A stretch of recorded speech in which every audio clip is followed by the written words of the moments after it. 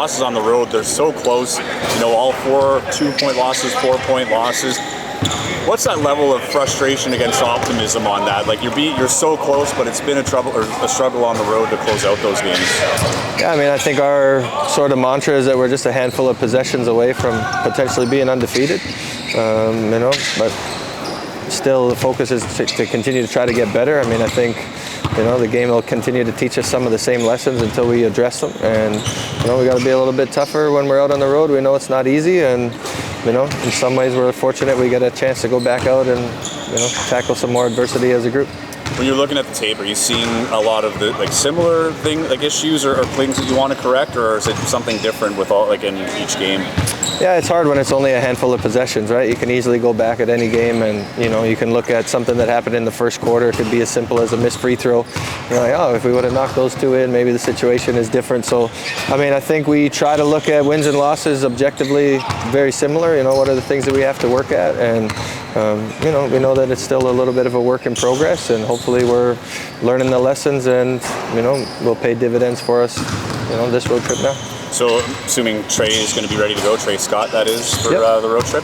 What does it mean to have a guy like him? You know, he has some familiarity being here last year. He played well, but since then, I mean, he was a starter in the NBA. So, what does it mean to have a guy with that kind of experience, just fresh off that experience, joining the team? Yeah, he's done a really good job in 2 days of practice, getting comfortable and becoming familiar with some of the stuff that we're doing. I mean, it's great that we have a relationship and we kind of know what to expect from him. I think if you look at some of the games where we've struggled, I mean, at times there's a little bit of a lack of toughness and grit and ability to rebound the ball and finish out some possessions, and that's something that he, you know, does innately. You know, it's something where we feel like he can affect the rest of our group just with a little bit of toughness and desire to get some of those possessions, you know, in our favor.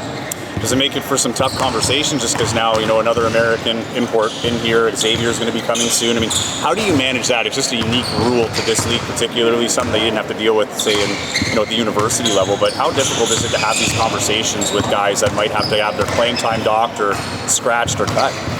Yeah, I mean, it's professional sports. I mean, at the end of the day, our job is to win games, and we got to do what's best for us to, you know, have the best chance for success.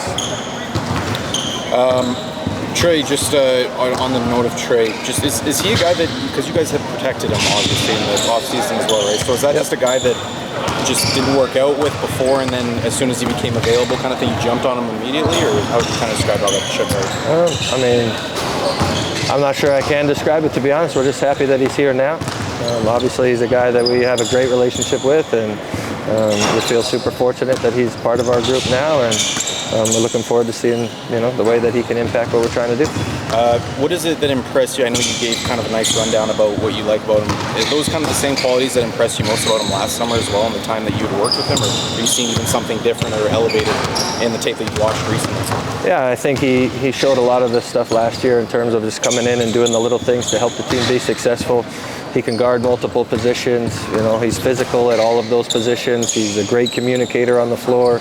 You know, he does a really good job of connecting other people in defensive possessions. And, you know, we feel like when there's a loose ball or a long rebound to be had, he's a guy that has a history of coming up with that one. You mentioned the rebounding and what he can provide for you earlier. I'm just wondering, where does rebounding, particularly on the defensive end, I guess, rank for you as far as where you guys want to get cleaned up? Like how have we done in that area? Yeah. I think it's been an area of need for us to improve. I mean, I think that's, you know, part of the reason that Trey's here. Just one more question for you regarding Trey again, but what have you noticed, if at all, any difference from last year to this year in terms of what he brings to the table after going through the experience that he did, getting called up, you know, having some NBA experience now? Do you notice anything tangible with that when he comes in here, like whether it be skill-wise or just presence-wise and how he carries himself? I mean, I think he's always been really, really professional. He did a great job last summer coming in midway through the season, you know, similar circumstances to now. He's been in the gym. He's been the first guy in the gym the last 2 days. You know, he's been asking great questions.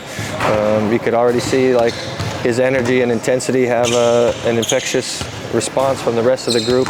So, I mean, I think it's a lot of familiar things with him. You know, he might speak to how he's feeling a little bit, but I mean, he's a mature guy. He's a guy that's been through a lot, and he knows what it takes to win.